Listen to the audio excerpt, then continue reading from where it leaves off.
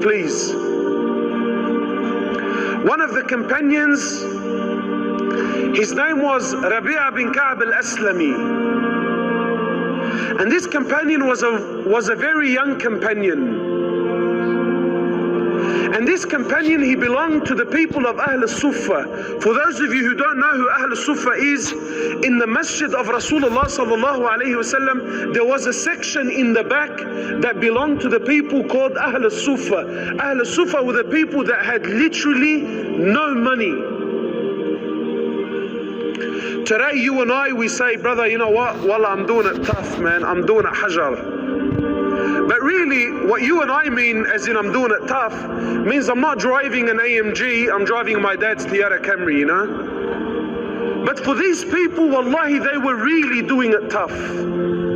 Imagine you lived in the masjid of Rasulullah sallallahu alayhi wasallam and you were that poor, you didn't have enough money to buy clothes to cover your awrah.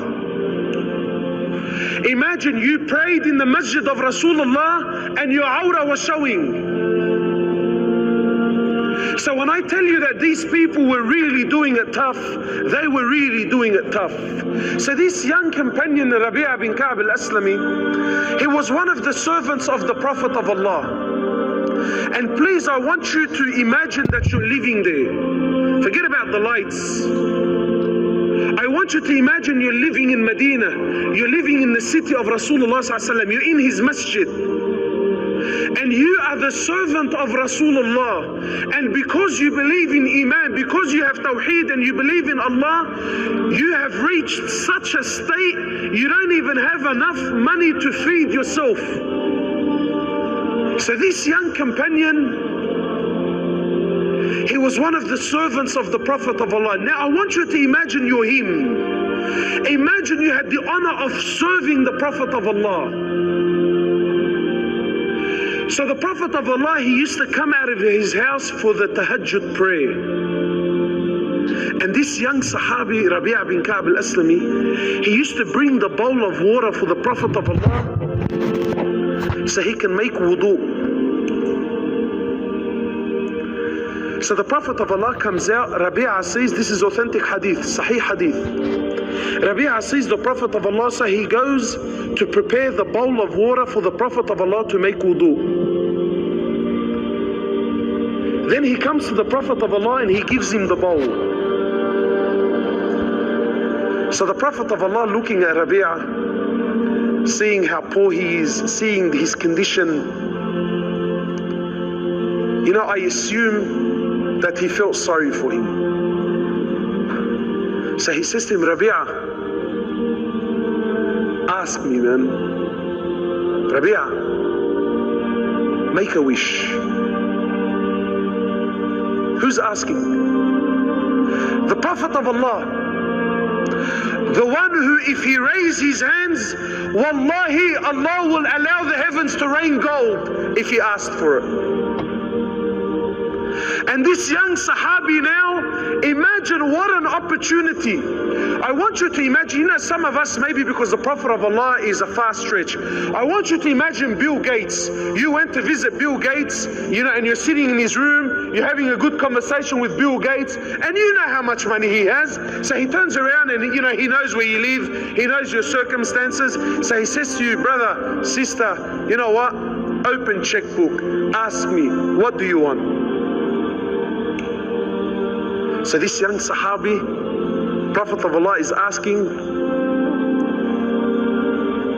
he says, "O Prophet of Allah, I want your companionship in Jannah."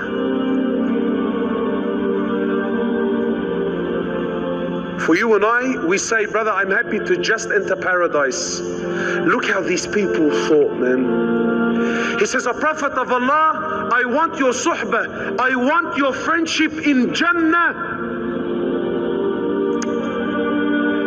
So the Prophet of Allah, he asks him again, almost as if to indicate that, Rabi'a, I'm not talking about akhirah, I'm talking about here, now. What do you want? You want a wife? You want a house? You want a... Tell me, what do you want? Make a wish. So he looks at the Prophet of Allah, he says, "O Prophet of Allah, that's all I want. He says, that's all I want, O Prophet of Allah. The only thing I wish for, the only thing that I desire, the only thing I want from this world is your companionship in Jannah. So the Prophet of Allah, he says, O Rabi'a, you've asked for something massive. Rabi'a, you need to help me. You need to assist me in your request in making a lot of sujood. Another companion, my brothers, he comes to the Prophet of Allah, and again, I want you to see the mindset. I want you to think like Sahaba thought.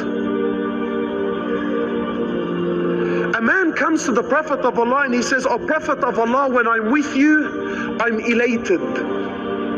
I'm flying."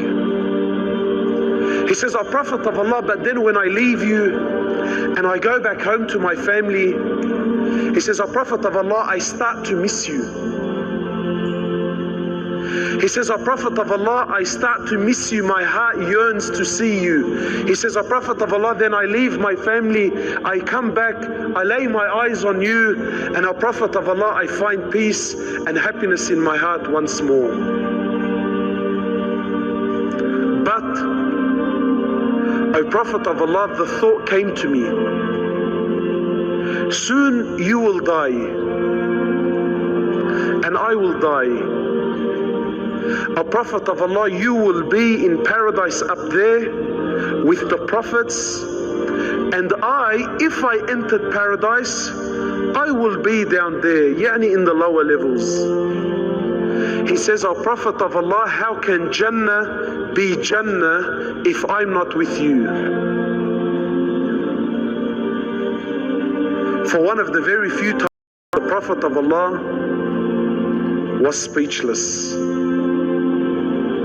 So Jibreel alayhi salatu wasalam comes down and says to the Prophet of Allah that tell your ummah, tell your men, tell your followers, they will be with the ones that they love in Jannah.